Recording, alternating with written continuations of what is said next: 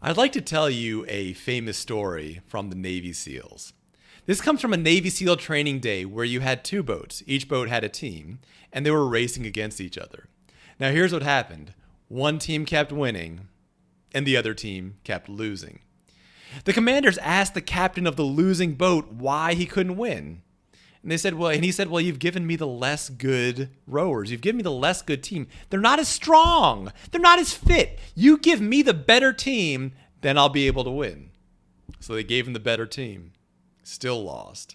They put the captain, the winning captain, on the boat that had been losing, and that became the new winning boat.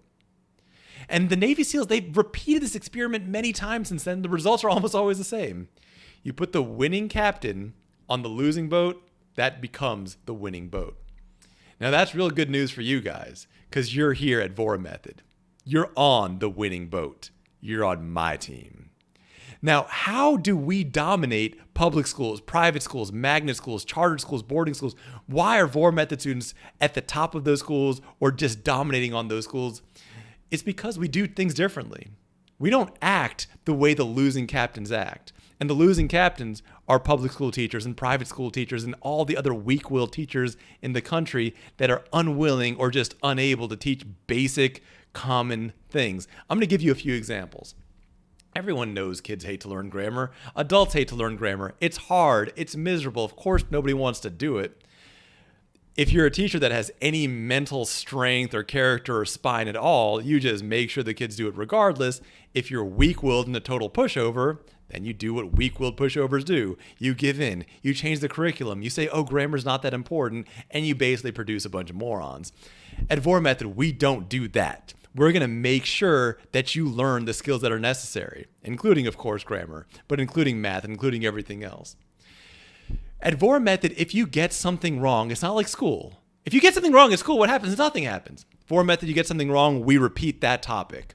You make a mistake in adding exponents or multiplying exponents or whatever, we're going to repeat that skill. If you forget it 10 times, we'll repeat it 11 times. You forget it 1,000 times, we repeat it 1,001 times. Now, at school, let's look at partial credit. At school, you can get everything wrong on a math test. All the answers are wrong and still get 90%. All that does is it teaches you how to be bad at math, how to get wrong answers. That's not a good skill. Any idiot can give you the wrong answer. The point of math is to be able to get the actual right answer. The SAT is also going to be looking for right answers, not wrong answers with some other nonsense attached to them.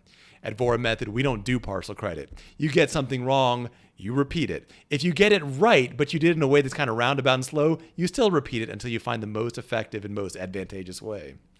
Now that makes things harder for during training, but it makes things a lot nicer when you get your SAT score. I want you to think about this question.